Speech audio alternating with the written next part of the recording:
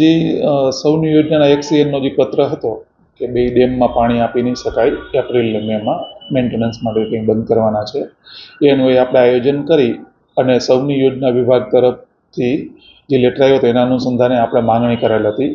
આજી ડેમમાં આજની તારીખે 770 MCFTનો જથ્થો છે, જ્યારે ન્યારી ડેમમાં 1100 MCFTનો જથ્થો છે.